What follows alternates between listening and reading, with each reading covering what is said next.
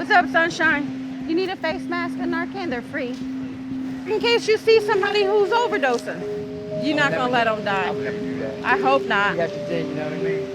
Yeah, here you go, love. This is Rosalind Pichardo's walk to work. She hands out Narcan, the opioid overdose reversal drug, to whoever will take it. I'll train everybody and their mom how to administer Narcan. I don't want to always be here. I want someone else to do it.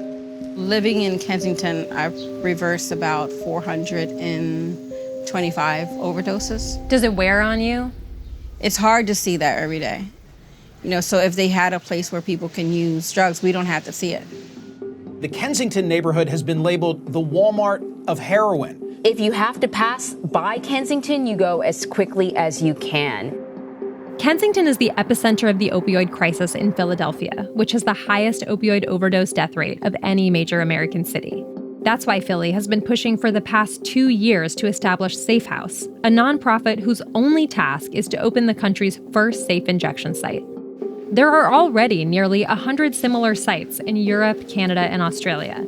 People use their own drugs with medically trained staff on hand to reverse overdoses, treat infections, and help them connect to treatment and housing services.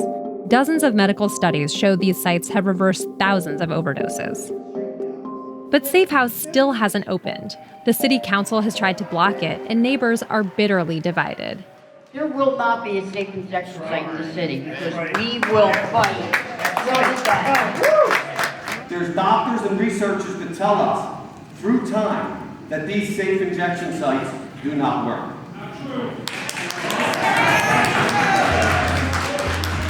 A federal civil lawsuit has also slowed things down. Prosecutors argue a safe injection site is like a crack house and would violate the Controlled Substances Act. It should not expect prosecutors to turn a blind eye to wholesale illegal behavior. A district court judge ruled against the feds in February, but the case is now awaiting an appeals court ruling. The pandemic made things even worse in Kensington this summer. Social distancing forced police to make fewer drug arrests, while overdoses and shootings went up. Angry residents got angrier. When did it become legal to do drugs in the open air? Amen. Yeah. This environment we live in, with needles adorning our sidewalks in replacement of flowers, wouldn't be tolerated anywhere else. I have to walk my daughter 1 block from my house to this L to ensure, like I'm Superman, that she won't get shot. That is a disgrace. I get why people are divided about not wanting Safe House. I get it. The reality is that we do need Safe House. There's no question. We gotta meet people exactly where they are. Why did it resonate particularly with you, this path? Because I see so many of my family members. Moses, he was my cousin who died during COVID of an overdose. He was in the middle of the street, and after he overdosed, they took all his stuff and left him with absolutely nothing. No shoes, no clothes. So that's why Safe House was needed. I mean, I still got living cousins who I want to see continue living. Louis! Come on, get out the street. I can't believe... Were you in the hospital? Did she take care of you? Check up on you a little bit? I feel like I owe her my life. She saved me so many times. Would you go if there was a safe house nearby? Oh, yes, I would. It's like a jungle. You have people getting robbed. You have people getting stabbed. You have people getting shot. Yeah. I watch an overdose every day. Do I want my kids watching that? No, hell no. Would it change a lot of us? I'm pretty sure it would. Pretty sure it would. I would love to repay her one day and say, look, I'm not using no more. I just don't know when that day is gonna be. And for the record, you don't owe me nothing. Stop. You don't owe me anything. I love you. I love you. You take care, right? All right, I'm gonna see you tomorrow. Clean State Park. Check out what I pulled out from the park. I got about 175 there. Rafael Feliciano grew up in Kensington. He even sold drugs here as a teenager. Now he goes by Mr. Clean and Safe Parks and has devoted his free time over the past 7 years to cleaning up needles and giving clothes and food to users. It started with you just picking up needles? Yeah, I seen a kid coming down the slide.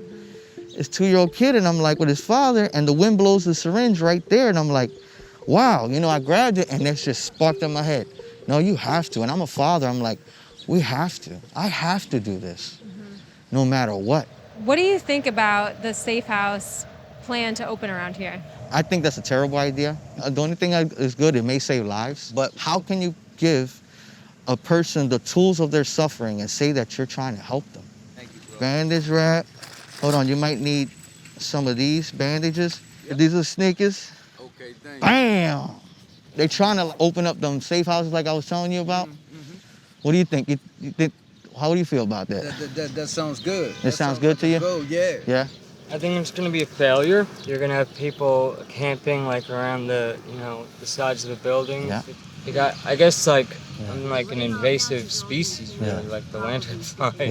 Yeah. Like this is a whole community and families here, and I don't have a house here. Yeah. I'm just here,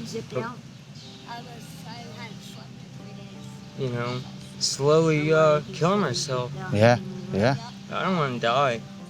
And that's the first step, you definitely don't want to die. Whenever you're ready, like I said, you just let me know.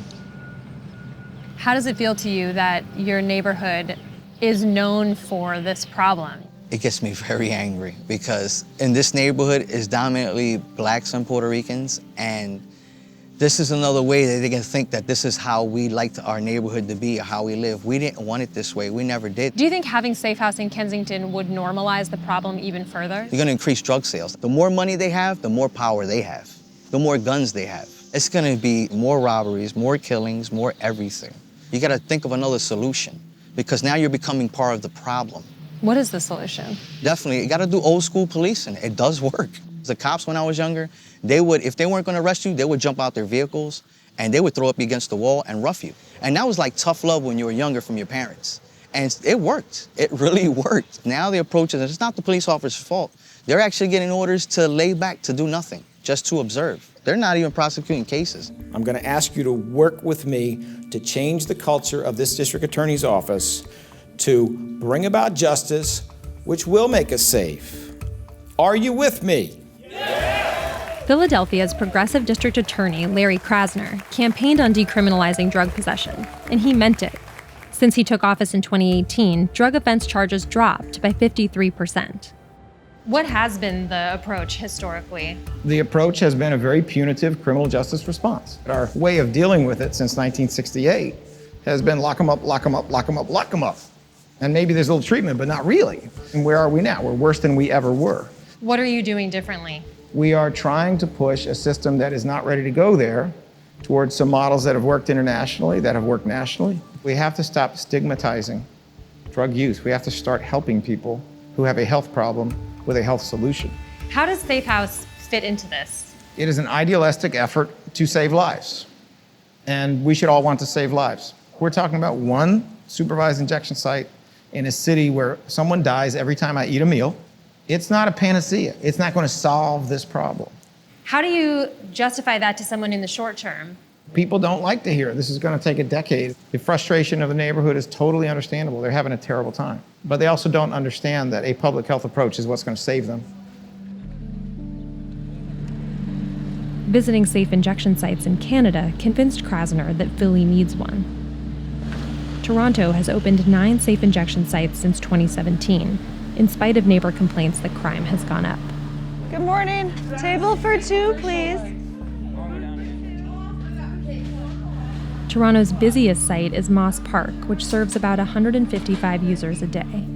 They've reversed nearly 1,400 overdoses since opening. According to paramedic data, this was the neighborhood that was hardest hit with overdose calls. So we actually turned up as a response to what was already happening here. That's more than plenty, my girl. 3.4 points for my first morning shot. This was a small smash for you, but this is ginormous. That makes me nervous thinking about you doing 6-point smashes when you're all alone in your room. Yeah, in my room. I know. You know? Chrissy is 28 and has been using drugs since she was 15. She's been coming to the site every day since it first opened 4 years ago. It became a normal thing to hear, oh, this person died. This person overdosed. And it's scary because that one day can be you. Like, it's almost been me. Like, I woke up in the hospital too many times to count. These people are here, they actually care about us. And at one point in time, I felt like nobody cared about me. Until these people came into my life. I think initially a lot of people are skeptical about overdose prevention sites. However, the evidence shows that we do reduce overdose deaths, we do save healthcare dollars.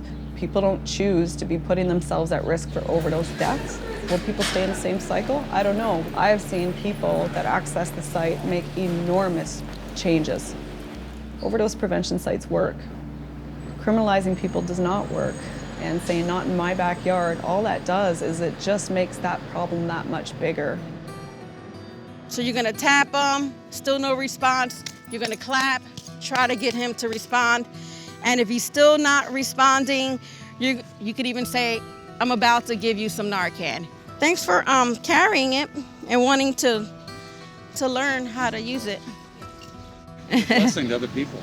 Yeah, I'm trying to get as many people to carry it because there's such negative stigma against people who do drugs.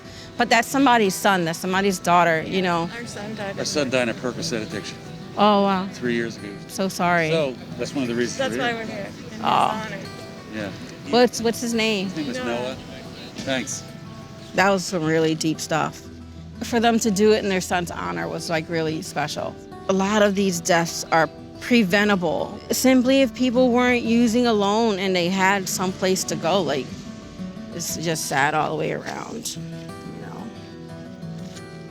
Maybe one day we can educate folks on why we need Safe House. But until then, you know, I just gotta continue to support people who use drugs the best that I know how and just wait until Safe House opens up. Do you think it's ever gonna happen? Yeah, it's gonna happen. Shit, I got a safe house on my porch. It's all politics when it comes to stuff like this, and it's a shame because they're playing with people's lives. It's not fair for people who've already lost, and it's not fair for people who have family members who use.